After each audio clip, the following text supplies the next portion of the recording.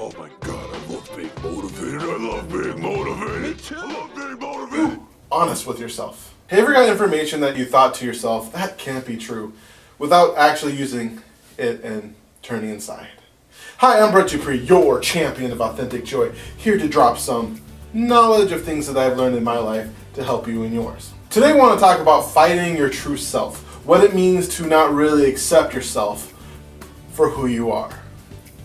Back in April, I took this test called How to Fascinate. I think it's on howtofascinate.com. And I took it.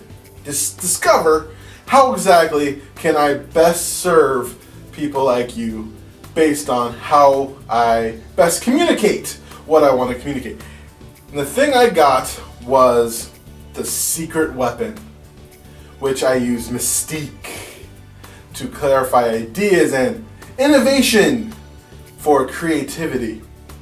But the thing that made me think, man, this is some bull, was the fact that my dormant ability, the ability that I do the worst at when it comes to communicating, was passion. Here I am, someone who teaches how to live your passion, someone who's worked really hard to be able to convey his passion to you, is learned off a test that the thing I'm not good at is passion.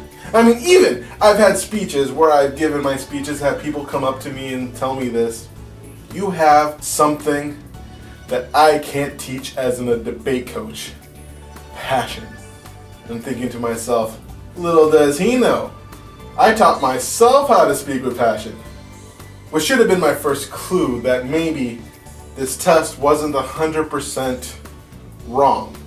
However, I spent way too much time trying to fight it, trying to just discount it, and doing the same thing over and over again without doing what I should do, what I decided to do later when I truly sat down and looked at my How to Fascinate, how exactly I want to present myself to you, how I want to present myself.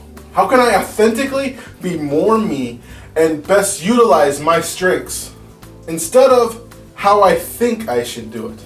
Because that's what life is. Life is one big learning curve, and sometimes when you work on something that's not your strength, it might never become your strength. While I feel like now, when I really think about it, I should dial down the passion, especially when I talk to my friends.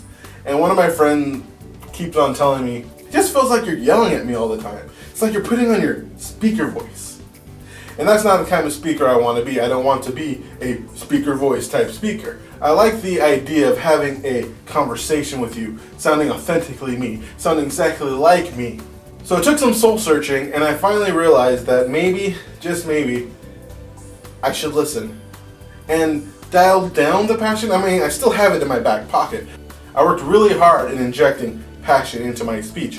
I changed myself from somebody who could not speak in front of people and convey passion, energy, excitement, into somebody who actually someone thought was natural at speaking with passion. But at the same time, I could take what I'm naturally good at and learn how to cultivate that, use my innovation, use my creativity, use my secret weapon-ness to best convey that information. Because that's how I want to accept the world, and I want you to look at your life. Is there something in your life that you first discounted because it was uncomfortable? Try to think of it from beyond, almost having what they call an observational ego. The ability to step back and look at yourself almost from the outside. And then see how you can cultivate it. Because there is no just thing as bad information. It's bad what you do with it.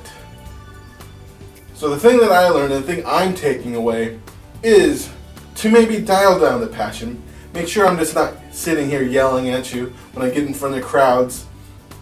To use passion to really convey the important points, but the rest of it having it more conversationally, being more secret weapon-y, and really convey my personality to you. So that's my challenge to you today, is to look at yourself from an observational ego. Is there something someone told you that you don't like, that maybe, just maybe, there might be some truth to it, or how there can be truth to it. How can you take that information and use that? That's one thing I tell people in Toastmasters, or when I give people evaluations on their speeches, is you don't have to accept everything.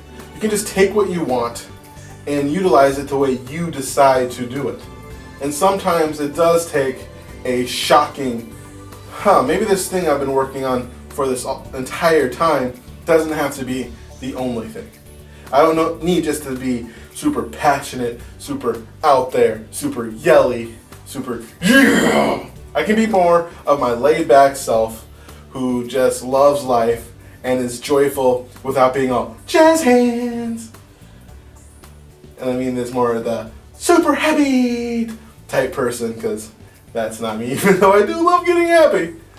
Alright, I am Brett Dupree, your champion of authentic joy, here to remind you to be love, be joy, be awesome. If you like this video, give me a thumbs up. Every thumbs up really helps me out and I appreciate it. Also, comment on what you think of this video, how you're going to take your life to a new level, and how you're going to be awesome.